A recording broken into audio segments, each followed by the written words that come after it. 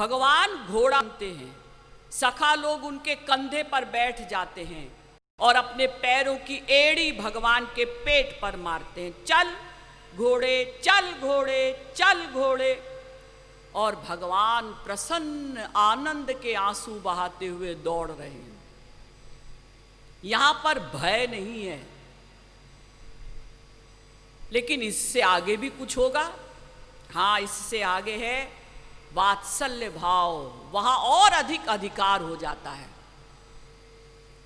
सख्य भाव में फिर भी थोड़ा संकोच है, लेकिन वात्सल्य भाव में और अधिकार हो जाता है।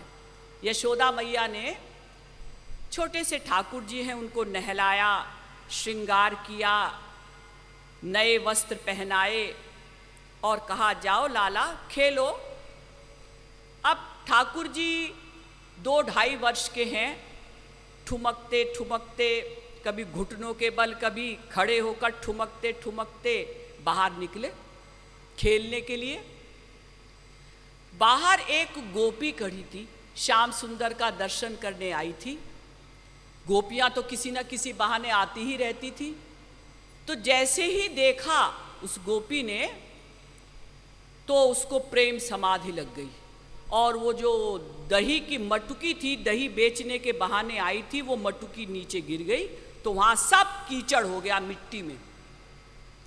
अब भगवान बड़े प्रसन्न हैं कि इस कीचड़ को अब मैं अपने शरीर में लगाऊंगा, क्योंकि यहां उस गोपी के चरण पड़े थे। ये चरण रज है।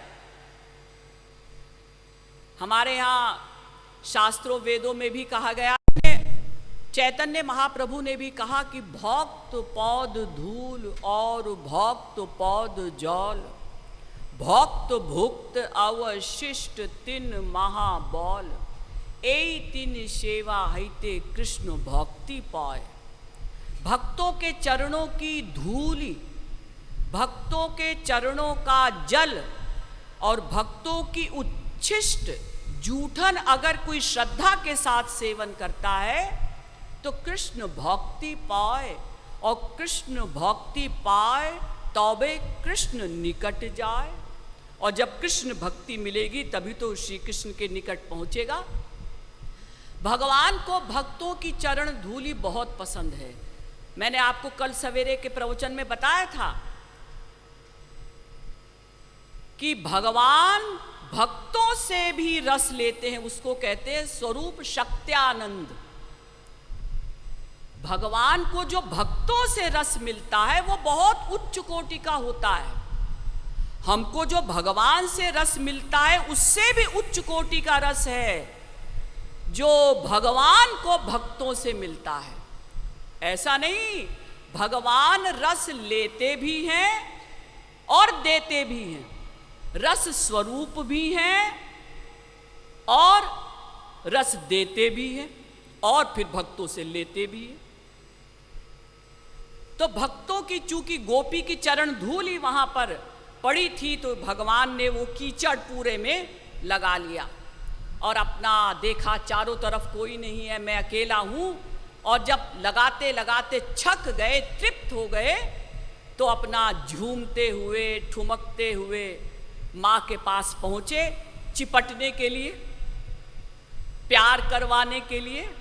तो माँ बड़े गुस्से में कहती हैं, पंकाभिषिक्त सकलावयवं विलोक्य दामोदरं वदति कोपवशाद्य यशोदा, त्वं शूकरोसि गत जन्मनि पूतनारे ऋत्युक्ति सस्मित मुखो वतुनु मुरारी। जब यशोदा मैया ने देखा कि अरे अभी आधा घंटा पहले तो मैंने इसका श्रृंगार किया, नहलाया, धुलाया, नए कपड़े पहनाए और सारा शरीर, सारे कपड़े इसने मिट्टी में, कीचड़ में सान लिए हैं, तो बड़े गुस्से में यशोदा मैया कहती हैं कि ओ लाला, मुझे लगता है पिछले जन्म में तू सूअर था, क्योंकि सूअर को ही कीचड़ पसंद होती है। जहां कीचड़ देखी लौटना प्रारंभ किया। अब भगवान नीचे की ओर मुंह करके मुस्कराए, माँ बिल्कुल ठीक कह रही हैं, अब यशोदा मैया तो गुस्से में किसी और भाव से कह रही हैं, लेकिन ठाकुर जी पीछे की ओर मुंह करके मुस्कराए कि माँ बिल्कुल ठीक कह रही हैं, इससे पहले मेरा शूकरावतार हो चुका है। तो इतना अधिकार हो जाता है वात्सल्य भाव में। चैतन्य महाप्रभु ने पूछा, महाराज इससे आगे भी कुछ है? हाँ है। क्या है? कांत भाव प्लस माधुर्य भाव युक्त गोपी प्रेम। कांत भाव प्लस माधुर्य भाव युक्त गोपी प्रेम, ये सर्वोत्कृष्ट कक्षा है जीवों की। जीव जा सकते हैं कहां तक? अंतिम कक्षा कौन सी है? माधुर्य भाव, कांत भाव युक्त गोपी प्रेम, निष्काम प्रेम। माधुर्य भाव में इतना एकत्व हो जाता है,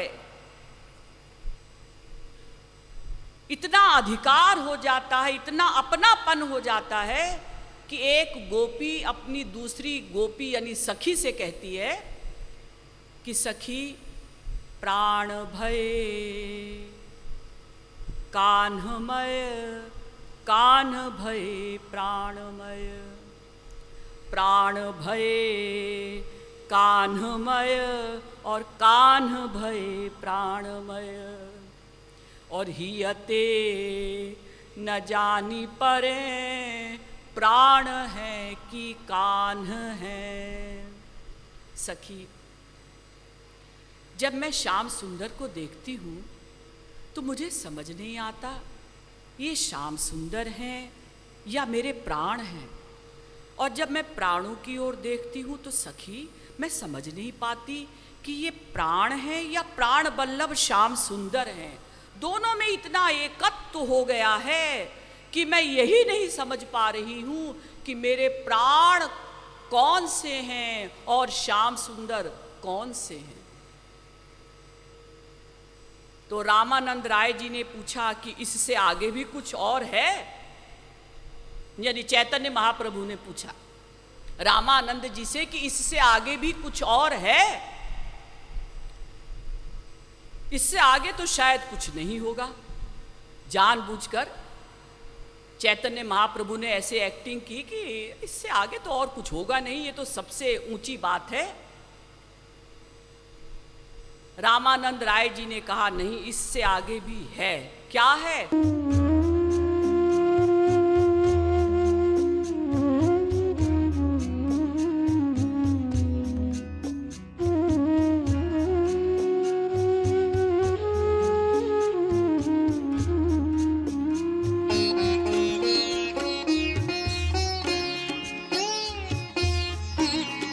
Oh